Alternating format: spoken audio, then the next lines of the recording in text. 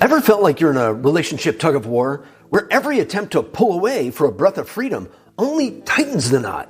This is the battlefield for those with an avoidant attachment style, caught in the gravitational pull of a narcissist. It's a relentless game of push and pull, where the quest for independence is met with an insatiable need for attention. Hey there, welcome to the Mindful Communication Revolution. If you and I haven't had the chance to meet yet, I'm Stephen Walters. Today, we're diving right into something that hits close to home for a lot of us. It's about that tricky situation you find yourself in when you're all about keeping your space and living life on your own terms. But somehow, you end up with someone who always is chasing the limelight, craving attention like it's going out of style. Yep, I'm talking about what it's like when someone who loves their independence crosses paths with a classic narcissist. It's pretty much setting the scene for a classic showdown, isn't it?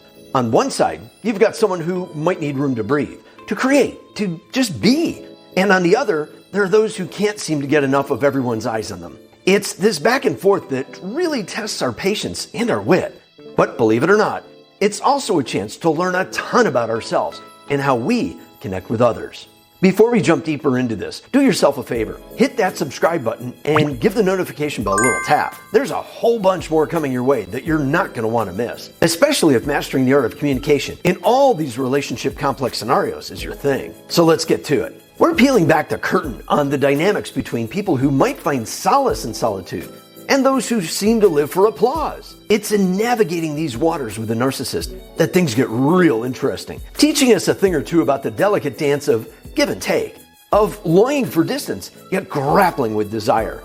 First off, let's chat about what makes someone with an avoidant attachment type tick. Picture this. In the wide world of relationships, these folks are like solo adventurers. They love their freedom and often keep a bit of a distance in their relationships, not because they're cold, but because they've got this deep need for independence. Here's the lowdown on what they're all about. They value their independence. For them, personal space isn't just nice to have, it's like air. Their personal space is sacred, a crucial aspect of their identity.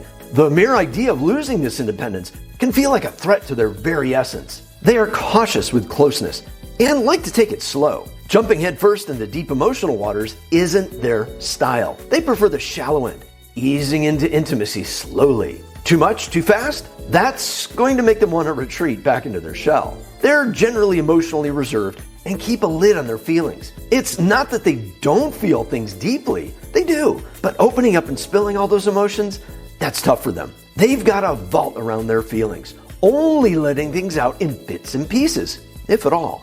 They're self-reliant and like to solve problems on their own. Got a problem? They're on it, but all by themselves. They're the type to figure things out on their own, seeing asking for help as a last-ditch option. Now that we have a better idea of how an avoidant attachment type operates, let's talk about narcissism. You might hear that word and think of someone who's all about themselves, maybe a little too much into their reflection, right? Well, it's a bit more complicated than just being self-centered. Here's the scoop. Narcissists crave the spotlight. For narcissists, it's like they want to be the sun. Everything and everyone else just revolves around them. They're not just looking for a pat on the back. They're after nonstop admiration, chasing it like it's their full-time job. Narcissists are missing the empathy chip. Getting into someone else's shoes and really getting their feelings? Yeah, that doesn't come easy for them. It's like there's a disconnect, making it tough for them to truly get where others are coming from. This often means they might not give much thought of how their actions affect people around them. Narcissists love pulling the strings. They have a bit of a talent for making things go their way, often without you even realizing it. They can charm you, sure, but they can also press just the right buttons to nudge things in their favor. It's not always about brute force. Sometimes it's those subtle moves you've got to watch out for. So when we're talking narcissism, we're looking at someone who is on a constant quest for attention, might not really get other people's feelings, and can be pretty crafty in getting what they want. It's a complex mix that can make relationships with them quite the roller coaster. Now, let's see what happens when these two worlds collide before providing you with 11 tips and strategies on how to deal with this type of relationship. Imagine Sarah, a beacon of creativity who treasures her alone time, finding her calm on the canvas of her art. Then there's Tom, the guy who walks into a room and instantly demands attention, not just wanting, but needing everyone to look his way. Their paths crossed, sparking an intriguing contrast. Sarah's world built on independence, suddenly intersected with Tom's, where the spotlight never seems bright enough. It started as a fascinating dance, their differences drawing them together. But as time went on, the dynamics between Sarah and Tom began to shift. What was once a mutual respect for Sarah's need for space morphed. Tom's once subtle need for admiration grew into a relentless pursuit, leaving Sarah feeling more like an audience than a partner. His constant quest for applause began to overshadow her peaceful solitude. This change wasn't just surprising, it was revealing. Tom always brought gifts for Sarah. The generosity he showed started feeling less like acts of kindness and more like chains. Each gift wasn't just a present, it was a reminder of the cost of Tom's affection, Sarah's independence.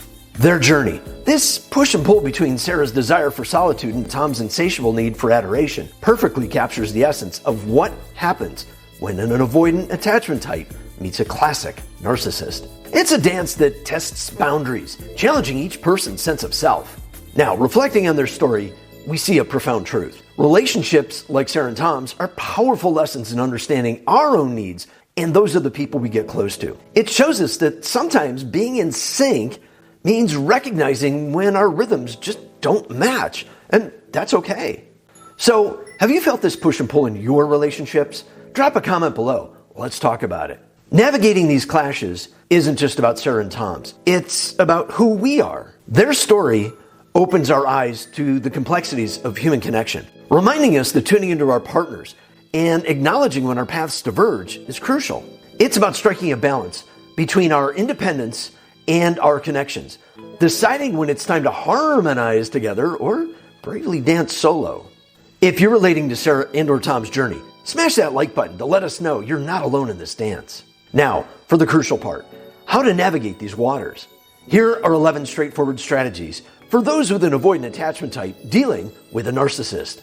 From recognizing the dynamics to maintaining your independence, these tips are your roadmap to healthier interactions. Recognize the dynamics.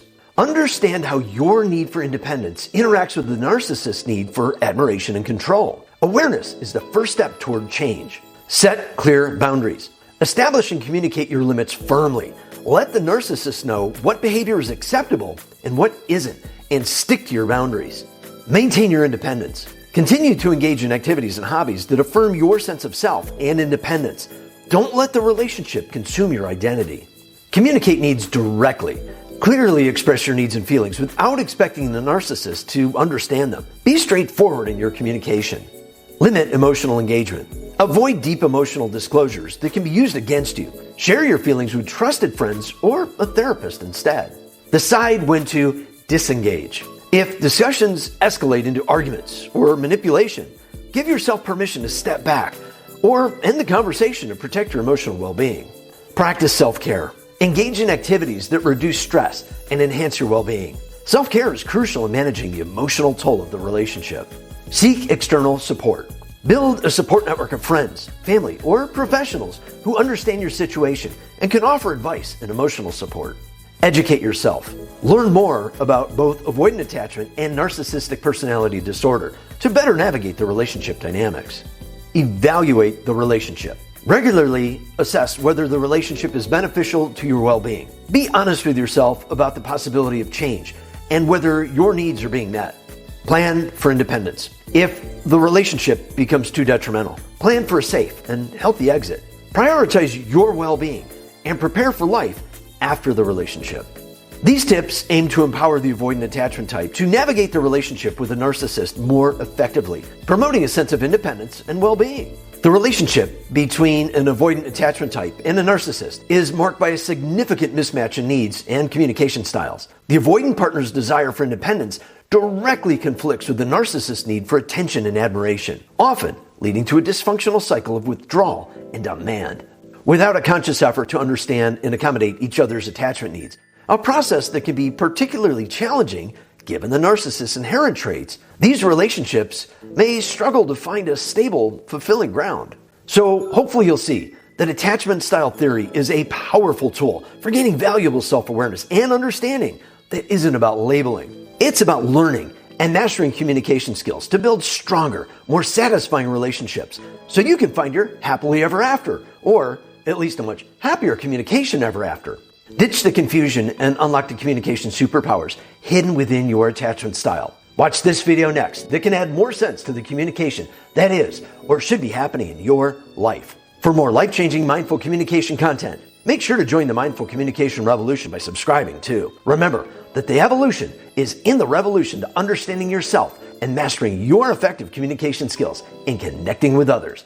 I'll see you online soon.